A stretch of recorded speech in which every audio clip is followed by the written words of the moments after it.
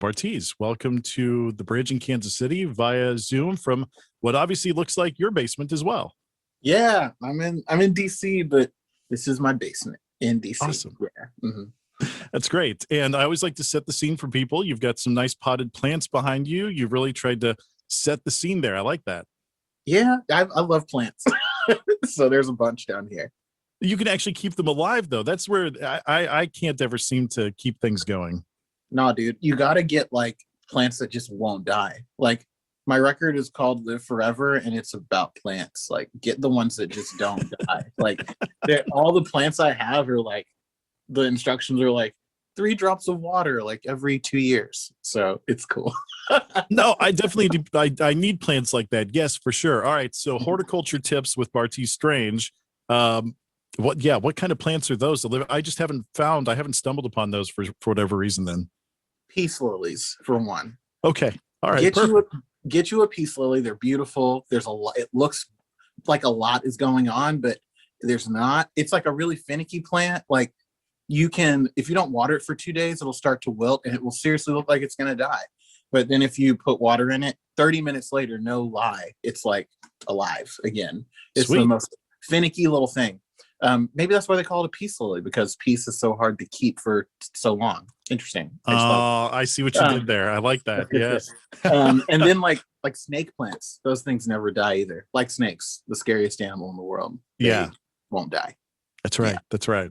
You do whatever to them, it seems like they come back, you know. It's too many of them. We need half as many snakes as we do now. But snake plants, I like that. That's good. All right. So now we know. I'm going to try those out then. Yeah. And if I'm wrong, correct me in the chat. That's what it's good for, right? There's always somebody there who has the inside scoop. All right, so let's get into this, man, because I've been living in Bartees world now for a while, getting ready for this, and very excited to talk to you. So I'm super glad that you took the time with us. Really appreciative, by the way. Thank you for doing that. Of course. No, it's funny. Like I actually went to college at Emporia State for a year and played football there. And so like when I saw that like Kansas City like station was trying to do something, I was like, of course, very happy to do it. No, that's awesome. Now, and believe me, we'll get to that. I have questions about that later on, but we'll get there. Well, we've got a process. So, cool. All right, let's talk about Bartees. Okay, let's talk about Bartees. You were actually a Bartees junior, but you also have a brother named Bartees, right? Yeah, my oldest brother. His name is also Bartees. He goes by Tuan, but he's like my half brother. My dad had him when he was like 14 years old. So, he's much older. He's in his 40s. But yeah, and I'm the other one. I'm Bartees Jr. So there's a few of us. But if you ever meet one, it's my dad or my brother, probably. But this was then obviously something that was in the family then and will you have a third someday? Is that an aspiration? Yeah, or a Barteesha, Perfect. That'd be a pretty horrible name to give a young lady. It'd be pretty rude, but funny. It could be very funny. So I'm considering it. You wouldn't do that to a kid though. Come on. I wouldn't. I would give her a great middle name so she can always slide out. Shouldn't have to be Barteesha forever. I just want it. I want it for the birth certificate. That's what I want. Oh, yes, right. You have the proof. You can always point to that and say, look, we named you this. This is what we have. Life's work. This is what I've done. Yes. Yeah. So you were actually born overseas. You were born in England. And was that because your dad was military? Was he stationed there? Do you remember that time at all? Yeah, I remember it. I lived there for a long time. My dad was military and my mom, she's an opera singer. So they traveled a lot for their jobs. And Europe was convenient for a few reasons. Like my mom was singing there a lot and my dad was stationed there. But my parents, they're from the South. They're from North Carolina, North and South Carolina, respectively.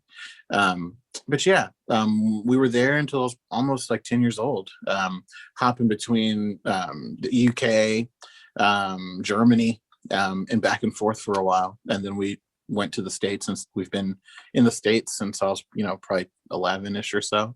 So yeah. Mm-hmm. Oh, that's incredible. I mean, I love England, everything about it, pure Anglophile. Finally got the chance to go there about 5 years ago and just fell in love. I mean, just realized the love affair.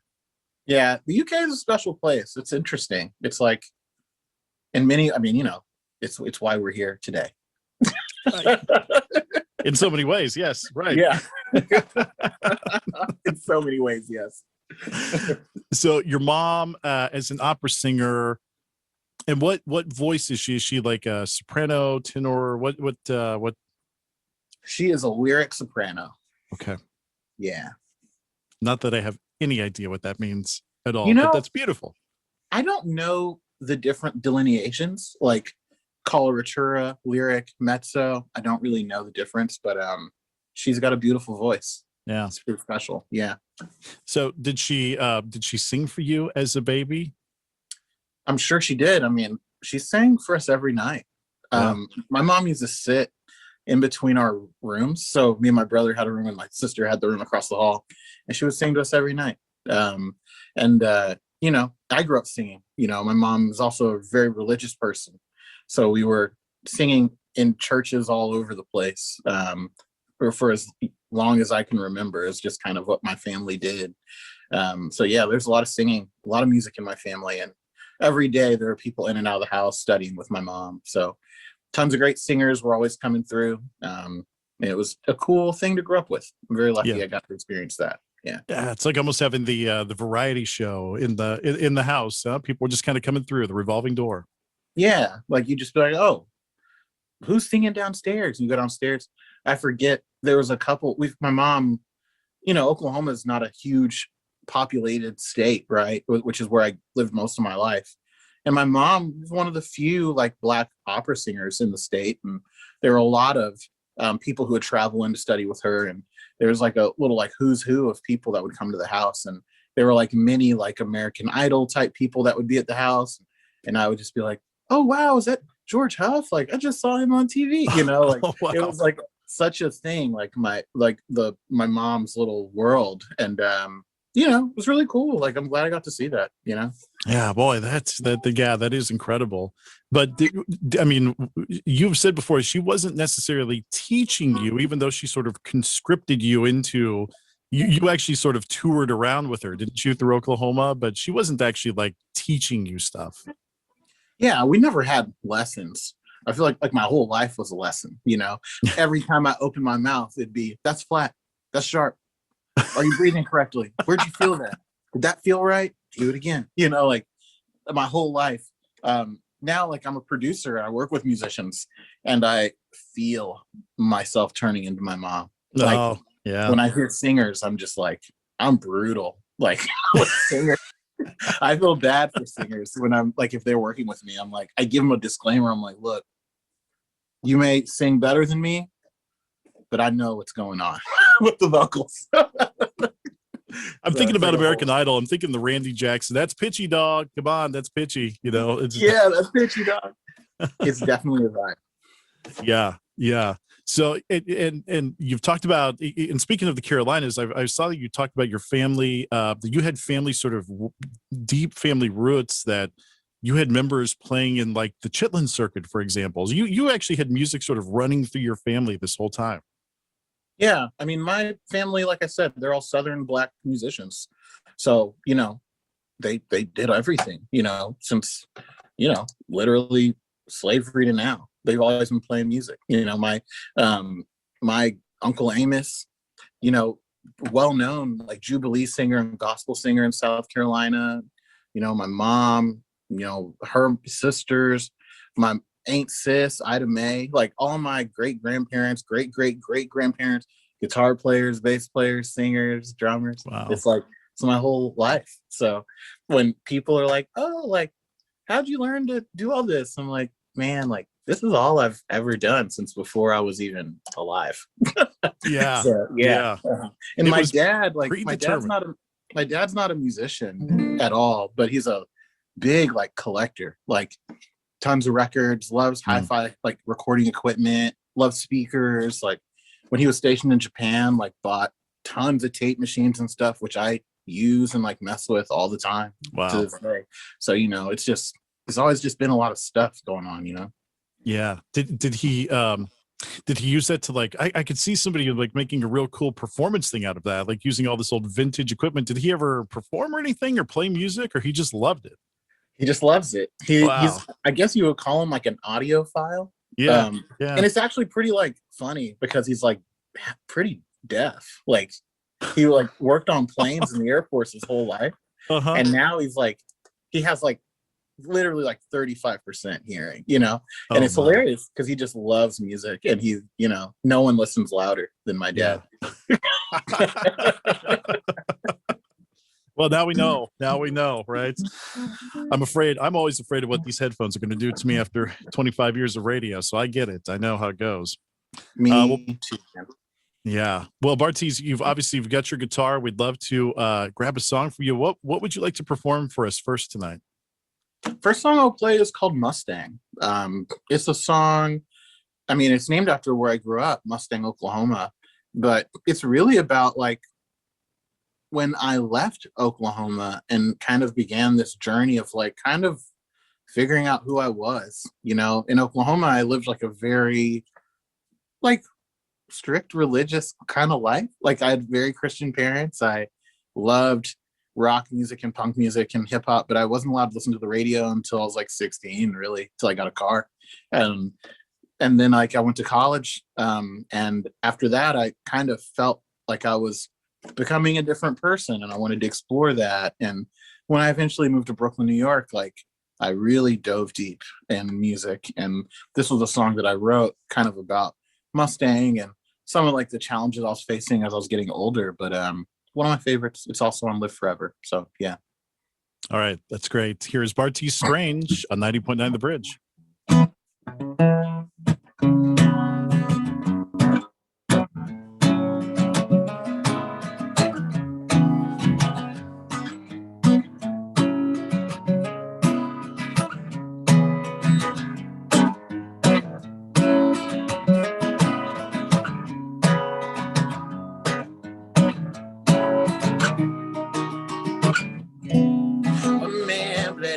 This morning at the interceding this is not the first time I fell in my arms. The pain of being pure again, walking home at 4 a.m. Hours to go before it ends. It's hella dark and I can't afford the heat. 2 trains hella long, too high to sleep.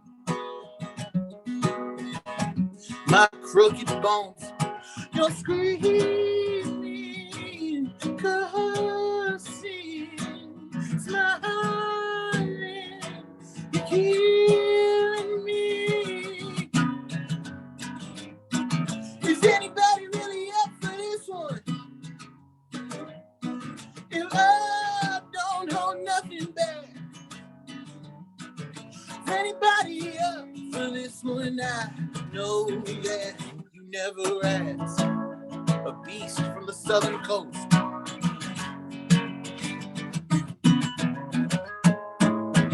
Last night I looked at you and I knew I really didn't fear that much. I lie for a living now, that's why I really can't tell you stuff the way that we all know how it's gonna end. I hate America. I just wait for my horses now.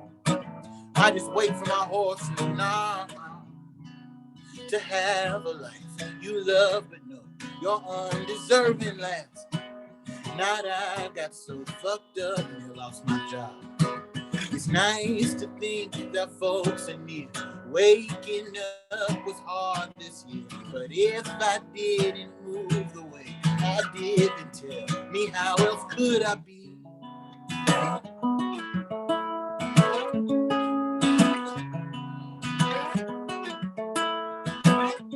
Could I be? Could I be?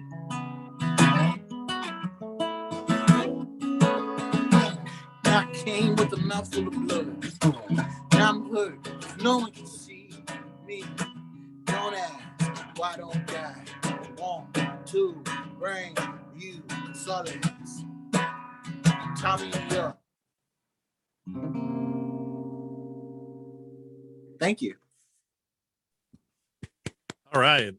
Very nice. Very nice. That is amazing. That's great. Barteese Strange and Mustang here on 90.9 The Bridge from his basement. That was great, man. Thanks, man. Appreciate it. Yeah, that was awesome. All right. We see people filter in the chat there. I know that a lot of people are excited about even the hint of live music over the Zoom. We're all feeling it right now. We all just can't wait to get back to it. I'm sure you feel that same way. I cannot wait to go. I can't wait to go anywhere. I know, right? Yes. Let alone play a show. People are like, oh my God. A question that has been kind of funny to get is people are like, oh my God, it must be so hard to like have this record come out and you can't play anywhere. I'm like, yeah, but it's not any more hard than like not being able to do literally anything at all. Yeah, right. Like, right. Yeah. Can't do anything. Like, anyway, yeah, but it's kind of funny. Whatever. Yeah. We're all in the same boat. So we all have this one shared experience now. We know that. So yeah. So Mustang, this is interesting. This is why I've been waiting to sort of talk to you about this, because for 15 years now that I have been with her, I've heard this from my wife. My wife actually lived in Mustang, Oklahoma. Where? Okay, cool. That's awesome. Yeah, she lived. Well, okay. So I asked her about this when I was having, because this is what's interesting to read about you, to hear about you, to go through interviews, and I'm sure obviously the experience that she had was different than the one that you did. She lived in the Meadows. That's what I've gotten from her. It was some sort of subdivision there, and went to Mustang Elementary. She'd actually moved out of there by time she was old enough for middle school, came back up here to the Kansas City area, but when I heard when you first came out, and I was just doing research on the record to be able to talk about you on the radio, I'm like, wait a second. There's another person that has experience with Mustang, Oklahoma. That's crazy. Yeah. That's so cool. Awesome. Go Broncos. Yeah. yeah, exactly. So, but that was I was trying to square, your experience, you come away sort of talking about and having Mustang inform you and your life in a certain way. You've described it, of course, small town, conservative Oklahoma, middle of America, and you growing up as a person of color and your family in that town. Just in what ways did that shape you? In what ways did that sort of prepare you for where you are now? Interesting. Well, Mustang is a very conservative place. Oklahoma is a very conservative place. Kansas is a very conservative place. And I think that when Black people, brown people, gay people, trans people, people who are like not exactly like, the mainstream, live in places like these, there are a lot of challenges we face that a lot of people might not realize. I felt like for our family, we were like one of the few Black families in Mustang, and I played sports. That was kind of my way of fitting in. But living there and living as one of the only Black people around mostly white people for most of my life, you just kind of, you put your feelings to the side. Like, it's always about like, how can I be safe? How do I get home tonight? Like, how do I not cause too much trouble? What is gonna like, how can I like be happy, and like be myself without like doing too much? Like, because doing too much could be dangerous. And, we grow up with all these stories of all these horrible things happening. And, my parents are from the South, so they've seen it firsthand. And in Mustang, I saw a lot firsthand. And, and it was something that people asked me when I moved to New York and DC. They say like, what was it like living there? And I was like, I really don't know. Like, you don't realize how afraid you are all the time until you're no longer afraid. And when I moved to the East Coast, it was the first time that I was like, oh my God, like, here I am, like, around a ton of people who look like me and people who don't look like me, but who are like sympathetic to my experience. And I felt like I could be myself for the first time in my life. So I guess like to answer the question of like, what was it like growing up there? Like, what was the impact it had on my life?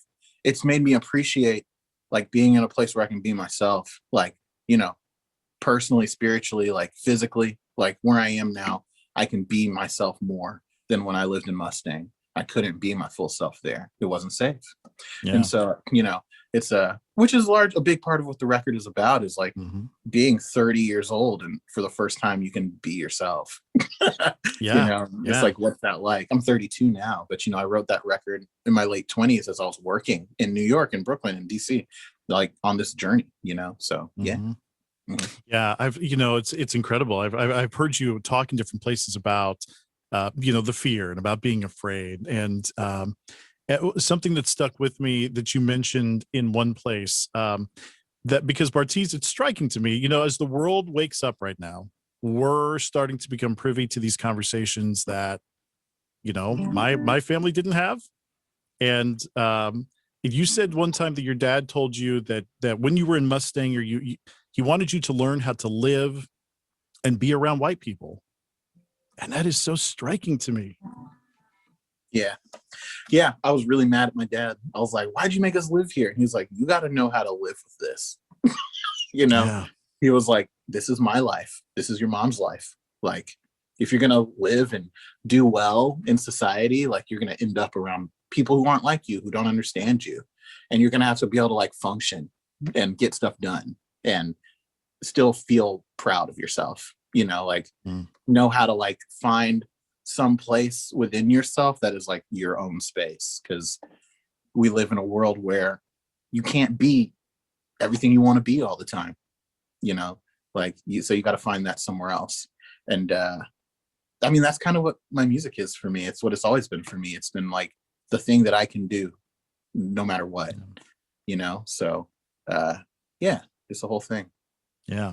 Oh no, it is a whole thing. But that is interesting. We're starting to become privy to these conversations that are happening in households all across America that a certain population of us never went through before. And I think it's eye-opening to a lot of us, for sure. Good. And yeah, hopefully we work towards a world where we don't have to have those conversations is what we're getting towards. I hope. So yeah, it's hard to tell. Like, some days it feels like things are getting worse. Other days I'm reminded that it can't get any worse.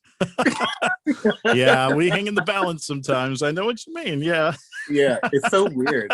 It's so weird. But I will say, like, I'm really grateful for like the experiences I had. Like, growing up in Mustang was like a challenging thing, but like, I survived it and I learned a lot from it. And I have some really good friends from there, and like a lot of really great relationships with people in Oklahoma that are a big reason why I'm here now, So, it's like not like a big poo-poo on Mustang or Oklahoma. Like, it's just kind of what it was. I'm just talking about the truth that I experienced. But I love that place. I can't wait to go back. So you're in Oklahoma, you play football, and you play football throughout high school, right? And then you go to Emporia State, as you mentioned, you play there, and then you try to walk on to OU, right? To be a Sooner. What was that experience? Oh my God. So I was like, I was a pretty good athlete for my whole life. My dad is an exceptional athlete. Me and my brother and sister we did that whole thing. But yeah, went to Emporia State, was like a red shirt. I did not like it at all. I had a really tough time there. My mom taught music at OU. And so I was like, you know what? Like, I'm going to go to Oklahoma and play with my friends. Like, and I went to played in high school with like Ryan Broyles and Kenny Stills and Sam Bradford, and all those guys were like people from high school that I knew. And we played on the same AAU teams.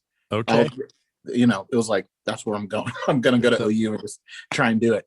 And I got there, and I remember like going day one and looking around and being like, I think I'm going to try something else. I think I just kind of got burned out, and I got hurt a lot, like multiple ACL tears, meniscus tears, And I was just looking around at everyone, and I had this feeling where I was like, there are a lot of people here that like have to be here, and like I don't have to be here.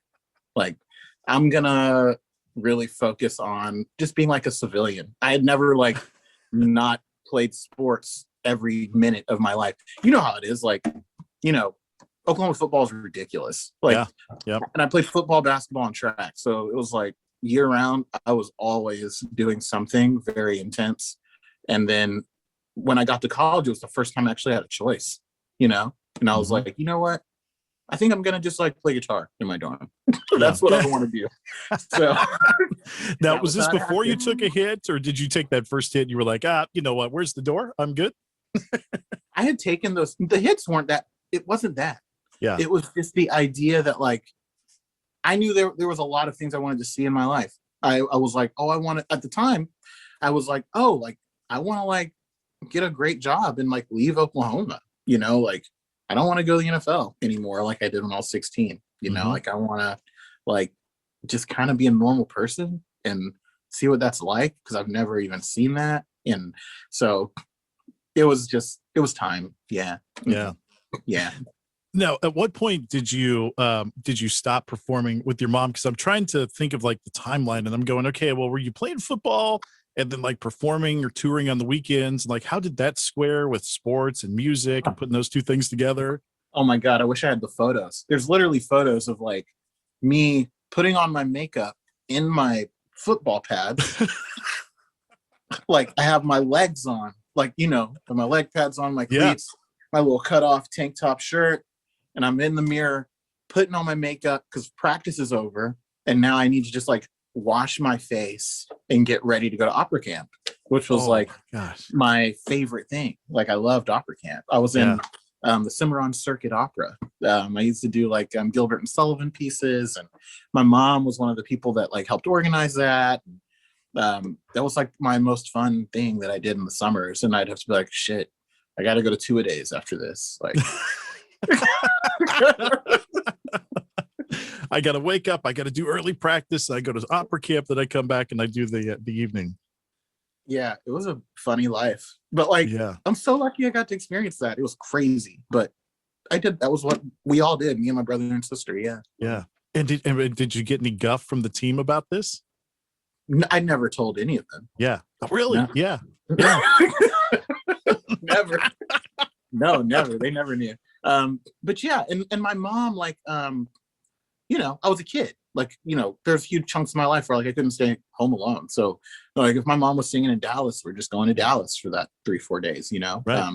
And when my dad was getting stationed places, my mom was still singing, and we, you know, she would just bring her 3 little ducks with her. And we would just be right in the front row, just watching mom sing everywhere. Oh, that's so great. That's so great. Yeah. Just what we were raised by, like my mom plus the entire cast of whatever play or opera she was in. And I got like a ton of surrogate mothers and fathers all over the world who were like, oh, in Germany, I used to do this. Or when you were in Indiana, we used to do this, you know, like it's the whole thing. So that's just beautiful, though. I mean, that's what a great life to grow up around. I mean, from my perspective anyway, because I always love music and performing and everything. So I'm like, yeah, man, that's awesome. That's great. Yeah, it's interesting. And now, like I said, I'm 32 years old. I'm like, you know, probably gonna have kids at some point in the next 5 years, and I'm already seeing it how it's gonna happen for me. You know, I'm already like, it's gonna happen again. Like, I'm gonna be the guy bringing my kids to the show. I'm gonna be like, I got a sound check. Sit down. Don't touch anything. Don't bother the sound engineer. They're at work right now. Don't do anything. You know, like. And I remember getting that talk when I was, you know, a kid. So it's interesting.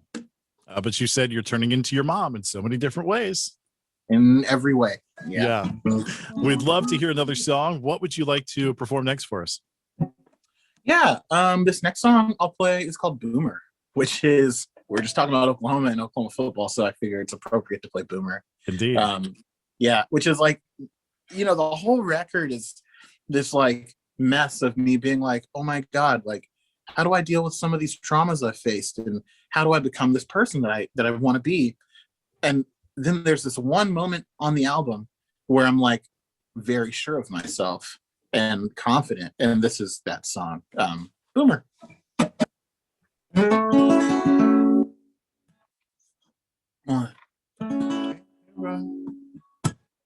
Hey bro, look, I'm the Mac.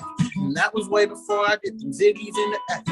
And that was back when I was doing Harlem Nights with 20 racks. They call me Hershey because of money coming relays me on track. I relapsed.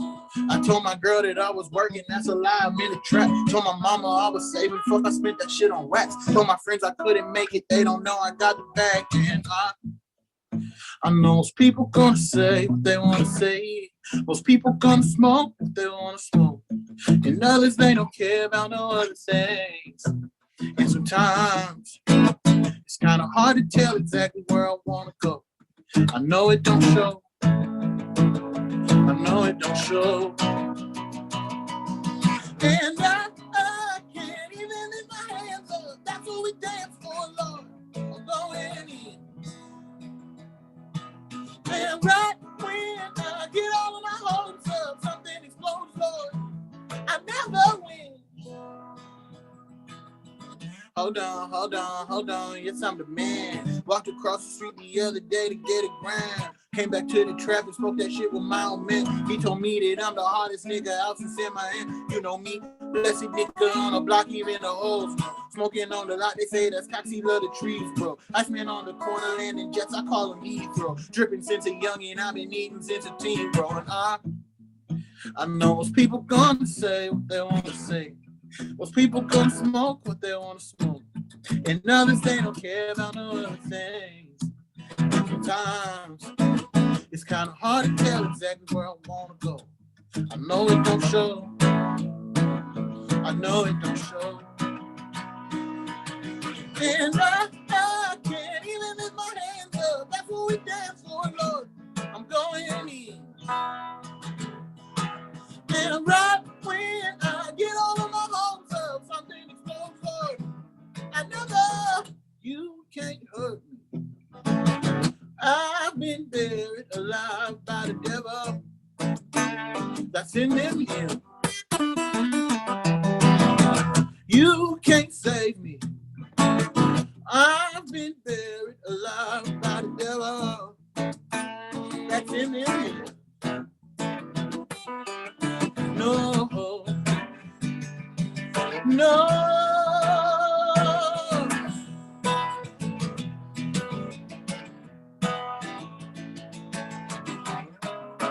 And you tell me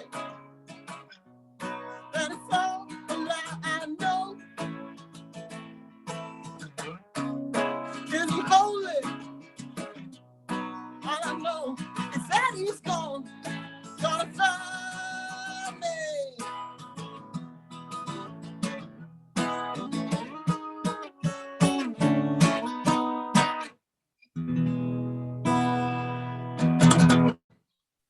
Thank you. All right, nice. This Boomer from Barteese Strange, song that you've heard plenty here on 90.9 The Bridge. Pretty incredible. Love that track. Thank you for performing that for us. Of course. I love that song. Yeah. No, so do we. It's how we have come to know you now, and glad that we're able to sit down with you for this out of studio session, as we call it. So I want to go back real quick and talk about when you were, you talk about not your mom didn't teach you music or anything, but there was a point that you were hanging around a guitar shop to sort of pick up things. Oh yeah. What were you picking up at the guitar store? Oh my God. A lot of all that shit. All these like country licks. Like the guys that, like I said, I grew up in Mustang, Oklahoma. Like people play country music out there. And I grew up on Garth Brooks Boulevard, literally. Like on Garth Brooks Boulevard. Yes. Yeah. In Mustang, and like I love country music, and I loved like being around it. And I also, like, when I would go to that guitar shop, you go to a guitar shop, there's like all this pressure, like, are you going to buy something? Are you not going to buy something? Like, the owners kind of like, don't touch everything. Like, people are actually wanting to buy shit. And I'm also like the only black kid in town. So I'm like, trying to just like slide through and like not bother anyone. And the guy that owned it, this guy Dale, old dude, had to be in his like, it's funny, he was probably 65 years old, but when I was 14, that was like, who's that old, right? Old dude. Yeah. Yeah. Yeah. It was funny because I was like, I wonder how he's doing. I'm like, oh, he's probably passed away. Of course, he's probably like 76 now. He's fine. He's totally fine.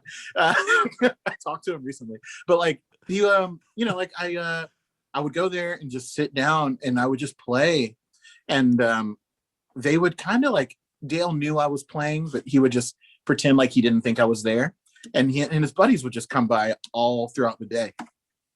And Dale played in a bunch of big country bands in the 70s and 80s and 90s. And him and his buddies would just like trade licks and trade stories and just talk about being on the road and talk about all the people they played with. And I remember just sitting in the back like, oh my gosh, like what a life. Like what an amazing thing to do with your life. Like to be a guitar player in a country band. And that was like what I wanted to do. I was like, I want to learn all these little turnarounds and all these licks and all these people are. And I just fell in love with it. And I wanted to be just like Dale and all of his friends. And so I used to go there as often as I could before I could drive. My mom would drop me off there, and I would just sit there all day and just like literally 1 p.m. until they closed. And I would just, that replaced my Saturday cartoons and like hanging with friends. I would just like watch them play guitar. And I still, I feel like every song I write starts off as a country song, like, and it goes from there. Mm-hmm. But that was probably the first thing that I fell in love with. That was like, I discovered on my own, everything else was kind of handed to me. So like my dad's music, my mom's music, whatever. But that was something that I just like stumbled across and was like, whoa, this is beautiful. I want to make this. And so, right. That's a story. I mean, we all share, and I wrote down some notes about, and you even mentioned it, like when you got a car, and this is what I feel like the level of freedom is when you get your own driver's license. It's not necessarily the freedom, or at least it wasn't for me, or for people who love music, it's this way, but it's not even the freedom that you can go anywhere. It's the freedom that I control the radio dial now. I get to pick what I get to listen to in the car. Yep. And so for Bartees, who gets a driver's license, what do you start listening to at that point? Well, it started, this is kind of, well, to answer that question, it's kind of a really ridiculous answer. The first artist that I locked in on and was completely blown away by was 50 Cent. The first record, Get Rich or Die Trying, was really big for me. In the Club was a big song for me. I was like, middle school dances was my background up until that point. So this was like the moment in my life. I was like, I've got a car, I have 50 Cent, that's what's happening. So that was that. But right before then, I was probably 14, 15 years old. I had a good friend who was in high school at the time, played sports together, and he drove. And he was like, yo, let's go to a show. And I had never been to like a show without my parents. And he was like, yeah, like there's a great band playing downtown called At the Drive-In. And this was when they were just like 4 brown kids from El Paso, Texas. They just pull up, everyone's talking Spanish, like they were all just talking Spanish. And I'm just watching them. I'm the only black kid in the club. And I see them walk in. And I'm like, are they playing? Whoa, like so excited. Yeah. And they get on stage, man, and killed it. Like I had never seen anything like it in my life. And I remember being like, damn, this feels like church. Like there's like a spirit moving through the room. Like, and these guys are barely speaking English. Like, and they just turned this whole room of white boys into like, it was a religious experience, And I was like, this is crazy. And so that really flipped my world, like seeing a band do that and realizing like, yo, like shows are like a sacred space. Like it is much bigger than just like a band playing. It can turn into like a spiritual moment, And I was like, these guys have the power to do that to people. That's amazing, And fell in love with like punk and hardcore music after that, like because I felt like everyone there looked way weirder than me. Like I was black, but they had like nails in their ears and like makeup, and they were like, they used to be juggalos, but now they're doing hardcore stuff. So everyone looked crazy, and I could just slide right in. So that became my safe spot. Bad Granny's Bazaar, the Opolis, the Conservatory, like that's where I was at. Like if I could get there, I was gonna be there because those shows were so big for me. Yeah. So yeah, those were like the first bands and the first venues, and 50 Cent because it knocked in my trunk, and that was also important. We all go through that phase. I mean, yeah, Exactly. I get it. I mean, that song was, everywhere. It was inescapable. Yeah, but the thing with like, even though I think that like kind of touches on a thing about me though, is like I loved it all. Like I always loved it all. Like whether it was funk music, country music, gospel music, hip hop, hardcore, I wanted all of it. Yeah. And that's kind of, that's my thing. Yeah. But that's funny because even now you talk about and Boomer especially, and I want to talk about this, that is sort of an homage to the baby and in so many ways, and the way that coming in on beat one, and just the different techniques that you have picked up, maybe even from rap music as well, that you brought into your own album. Yeah, I mean, there's a lot of rap on Live Forever. I rap all over it. Kelly Rowland's a rap song. Mossblurred, I'm rapping. Like, Boomer, I'm rapping, which was not planned, but it kind of just happened that way. But yeah, I feel like as soon as I find something that inspires me, I have to learn how to make it. Like, I'm just like, how do I do it? That's kind of what has like fueled my creative brain since I was a kid. So yeah, I like to do stuff. And my dad's like that too, though. He's like handsy, like hands-on with stuff. He's an engineer.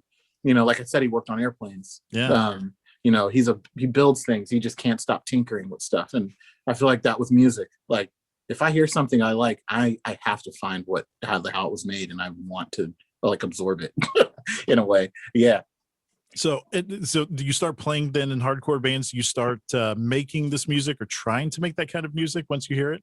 No, I was too scared. Too scared. I didn't know how to do that. I was like, how do you start a band? How do you join a band? Who's in bands? Like I didn't know anyone in a band really at that point in my life. I was just like fascinated by the idea of being in a band. I also didn't have a guitar, and I was a really bad musician. I only knew how to sing, but I was kind of afraid to be like, I want to start a band and I want to be the lead singer. It felt very, very busy for a person who was trying to kind of maintain a low profile. It was like a lot for me. I couldn't do it. I was also playing 4 freaking sports all year. So right. You're right. Yeah. You have time for that. I was just in love with the idea that, but as I got older, like I eventually got a guitar and it really clicked, like playing guitar. There's like, my mom tried to get me on piano and trumpet and all these instruments, and I was so bad at them. Like I failed band in 7th grade. Oh, literally got an F because I was so bad at playing the trumpet.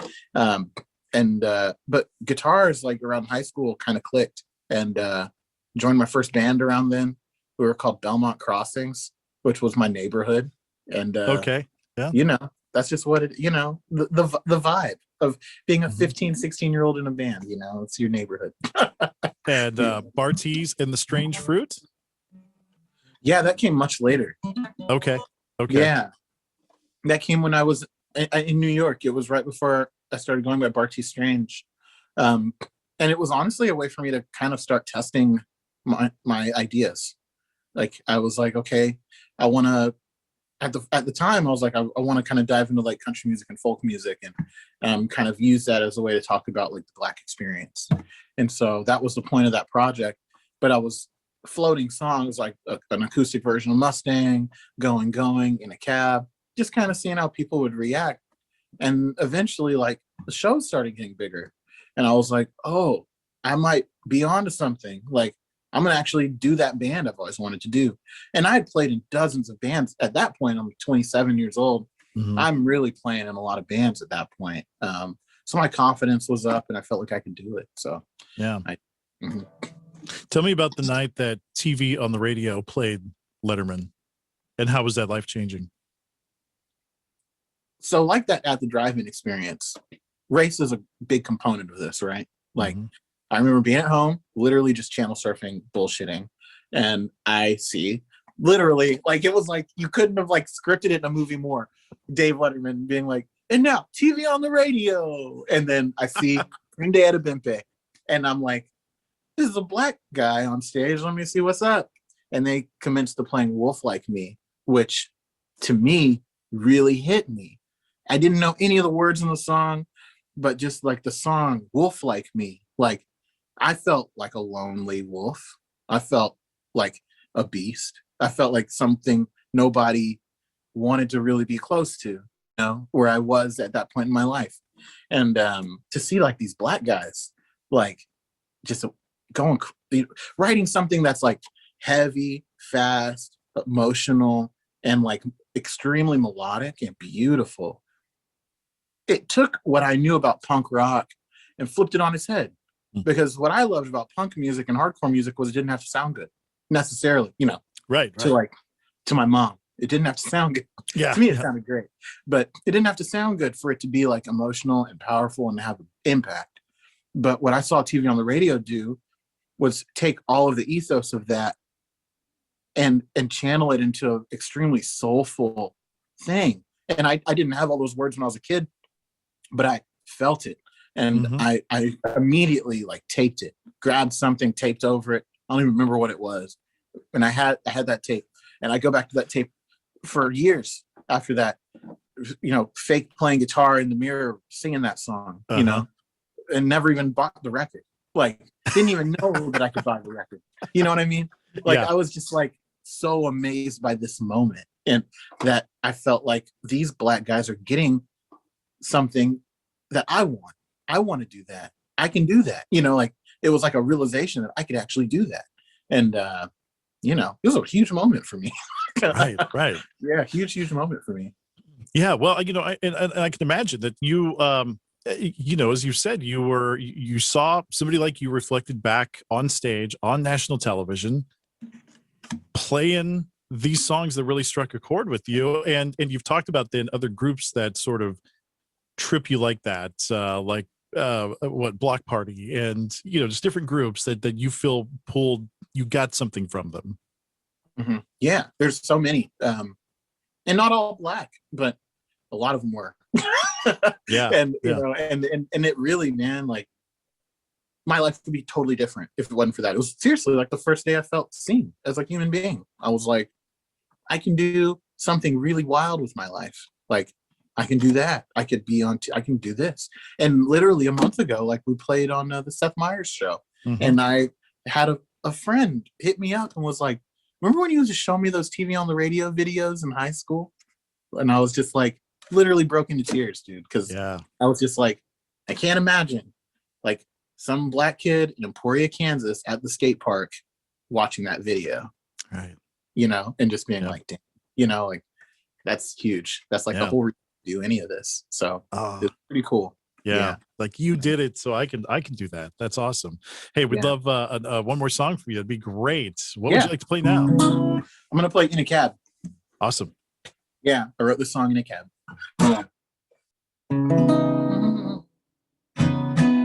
Oh, could ever depend on me, counting my friends on me. I give you one, never could miss one beat, but know I could get something, counting my bands on me. Give you one. Check my phone, there's an issue with the way it's rolling. I don't give a damn, I'm rolling. Asking me to question phoning. Walk out roaming like I've won. Ain't nobody else in the building. I don't think it matters, I'm chilling. I could get the pain for the painful. Yeah, I'm getting paid, so I'm getting started. Oh, so lift me up, so all can be. You see, you're fighting with water.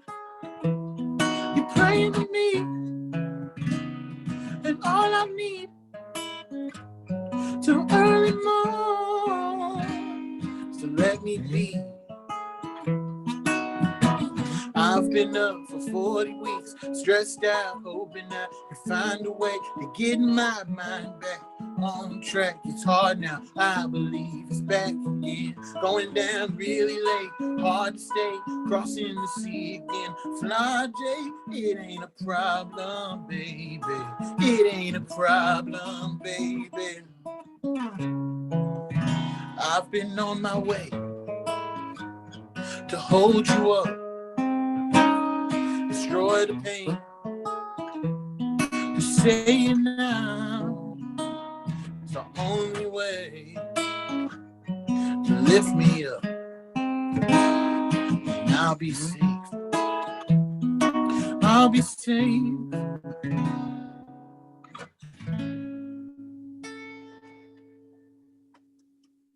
Thanks. Barteese Strange in a cab. Very nice, man. Very nice. Appreciate it. As before we close, I want to talk about this. So one of the bands that you that we've sort of not been mentioning so far that you sort of worked up to, and before you dropped Live Forever, you actually dropped an EP of covers and interpretations of The National. And I want to talk about what drew you to The National and what brought them to your universe. Oh man, this dude named Grant Marshall. He was like, I was a freshman, sophomore in college. I don't even remember. But it's like in college, there's like the dudes who know a lot about music and everyone wants to like hang out at their apartment and smoke weed. That was Grant Marshall. And I used to hang out at his apartment and get hammered and just like, he would just load me up with like incredible music. And, you know, The National was like the first band he told me about. And he was like, they're playing in Tulsa. We should go up. And it was like after, I believe, Boxer was out. And so they were like rising. But they were playing like Kane's Ballroom. Like it wasn't like a huge room. And there weren't a ton of people there. And I remember like watching their show. I didn't know anything about their music. But I was really impressed with like their musicianship. And as we were driving up, Grant played a few songs for me, and I was like, "Oh, this is kind of interesting. It's kind of sleepy. I don't know if I get it." But when I saw them play, it was like watching a hardcore band. Like Matt Berninger totally transforms, and he's like, "It's heavy. Like it gets really wild and expansive and like loud, which is something you don't hear in the albums." Right. And it kind of opened up this idea to me of like, oh, like you can do multiple versions of things, like. You can have an album that's really like the vision, but when you play it, it can become this other thing that takes you on a different journey that you might not have found through like, 9 months of production work. Like the best engineers in the world, it's impossible to capture like a live performance of a song and like what it does to people in a room, And, it really caught me. But even after that, I didn't like fall in love with them. It was like a multi-year journey. As I started getting more serious about music, and thinking more about the life I wanted to have with music being the center of it, I kept coming back to The National as like a band that I felt had the type of success that I wanted. And their music was extremely deep and something that like over the years, I mean, I've been listening to Boxer now for 13 years? Like I spin that thing like it just came out. Alligator, Cherry Tree, like High Violet. I'm still listening to those records. I'm learning from those records still. And then as I learn more about the musicians like Aaron Dessner, Bryce Dessner, the Devendorfs, Matt, like these guys were working like day jobs up until their mid 30s, and like I had so many feelings about being 25, 27, 20, 23 and not have made it on music, and being like, oh, I'm so far behind. Like I'm never going to figure this out. Like, and then you see people like The National who were like, they did it their own way over a really long period of time. And they built a fan base that is like unique to them. They have like a musical world and ecosystem that only they can have. And that was something I wanted, like they're all homies. Like they all go up to like their sweet house in upstate New York to cut records together. Like they bring their families. It's like this beautiful thing. And I was like, I want that. Like when you do music, people always tell you what you can't have. They're always like, well, it's going to be hard to find someone to get married to. It's going to be hard to like have health insurance. You're not going to make money. But I look at The National, I'm like, with time, like you can have everything. And like they did that. Wow. Aaron Dessner just produced like the 2 records for the biggest artists in the world, in the history of mankind. And he started off little artist named Taylor Swift, right? Yeah. And he started off making experimental like cello music in a band called Clogs, for years. Like he was like, this is the project. This is the one, Clogs.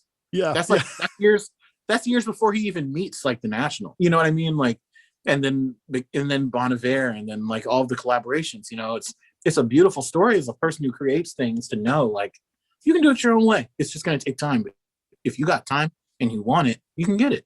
Yeah. And so, the National, they're the best. Well, I've seen that come up many times that, that whole concept of time, like people get this idea that you've got to, be married by a certain age, have a baby by a certain age, do this. And maybe there was a time when you felt that for a little bit, but eventually you realize, oh, wait, I can do this on my own timeline. I can sort of draw this out and let it come to me. Yeah. And once I kind of had that realization and really internalized it, things started working. It was a big shift for me in my life.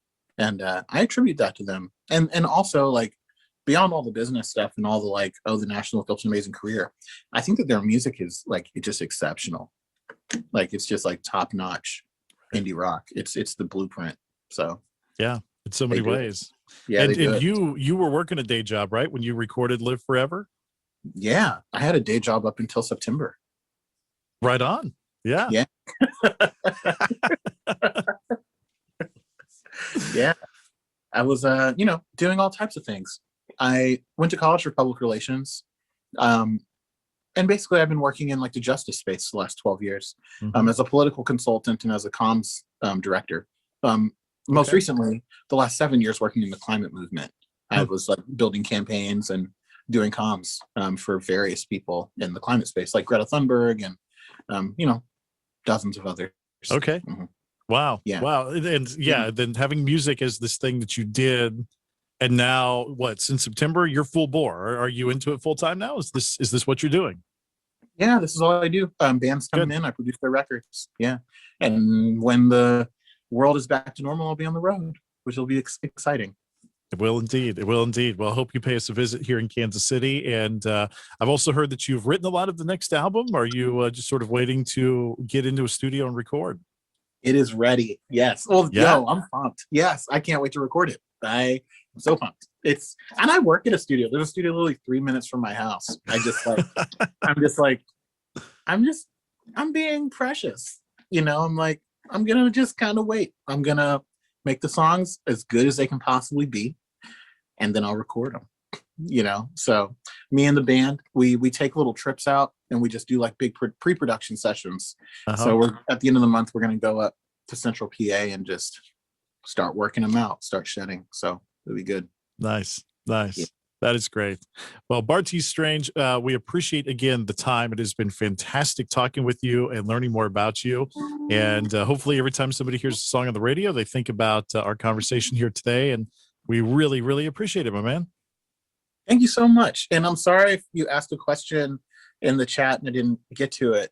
But I really appreciate everyone for coming. Like, it means a lot. And I can't wait to come to Kansas City, and y'all can show me what people eat there, because I don't know what the food is. What do y'all do? What do y'all do, barbecue in Kansas City? Oh, I don't know. Do you not know what's the barbecue? Huh? I mean, yeah. I have, like, I'm like, is it barbecue? Because it's like St. Louis, Kansas City.